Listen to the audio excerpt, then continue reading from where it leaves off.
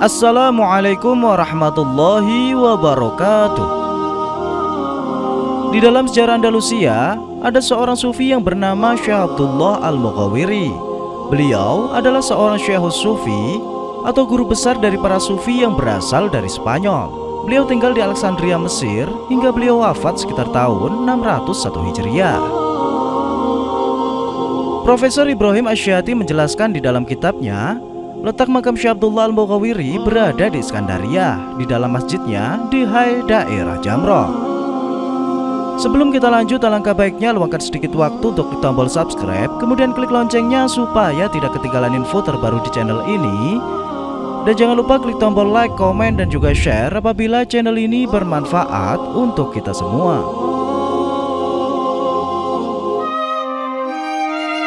Syekh Abdullah Al-Mughawiri dulunya adalah seorang buruh dari kota Sevilla.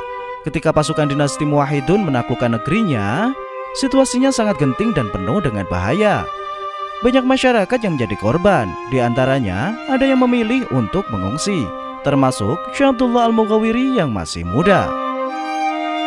Ketika dalam perjalanan menuju tempat pengungsian, beliau bertemu dengan seorang gadis yang sangat cantik jelita. Ya, tak diragukan lagi betapa cantiknya perempuan asal Spanyol itu. Sedari dulu hingga sekarang, Allah menganugerahi masyarakat Spanyol dengan ketampanan dan kecantikannya. Gadis tersebut juga ingin pergi mengungsi, namun kondisi dirinya dalam keadaan yang sangat lemah. Di dalam kelemahannya, gadis tersebut mengadu kepada Syekh Abdullah Al-Mughawiri.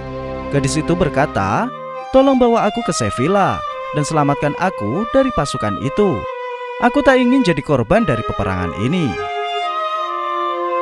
Usai berpikir sejenak, akhirnya Syekh Abdullah Al-Mughawiri memutuskan untuk menolong gadis tersebut. Beliau menggendong gadis tersebut di atas pundaknya, lalu membawanya keluar dari wilayah bahaya.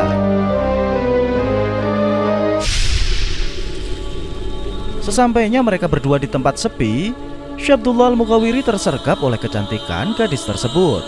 Saat itu beliau masih muda, sehingga tubuhnya masih kekar dan darah mudanya masih menggebu-gebu. Begitu juga dengan syahwatnya. Seketika itu, nafsu syahwat mendesak beliau untuk menggauli gadis tersebut. Namun, sebisa mungkin Syekh Abdullah Al-Mughawiri menahan dirinya. Akalnya menolak untuk berbuat jahat kepada gadis tersebut karena takut dengan ancaman neraka. Ia pernah mendengarkan pengajian mengenai dosa bagi pelaku zina, sehingga beliau pun tak mau berbuat dosa. Nafsunya terus saja mendesak, tapi hati dan akal beliau terus memberontak.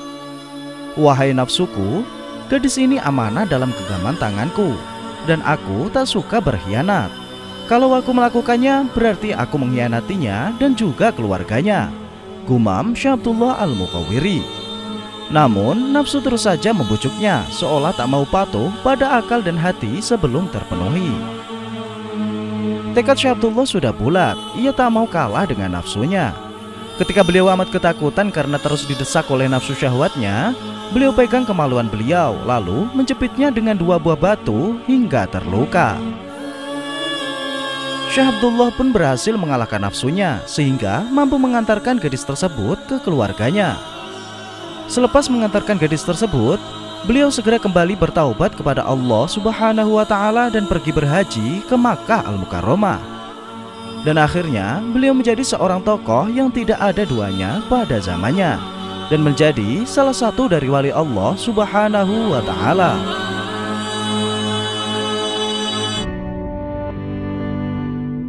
Nafsu bisa datang di mana saja, kapan saja, dan kepada siapa saja. Kasus pelecehan seksual tidak akan terjadi bila lelaki benar-benar melaksanakan perintah Allah, di mana akal dan hati juga harus mampu berperan secara seimbang untuk melawan nafsu yang berada pada diri kita. Kisah ini diterangkan di dalam kitab Kawakibud Durriyah fi Tarajumis Sadat Sufiyah. Wallahu a'lamu bishawab. Assalamualaikum warahmatullahi wabarakatuh.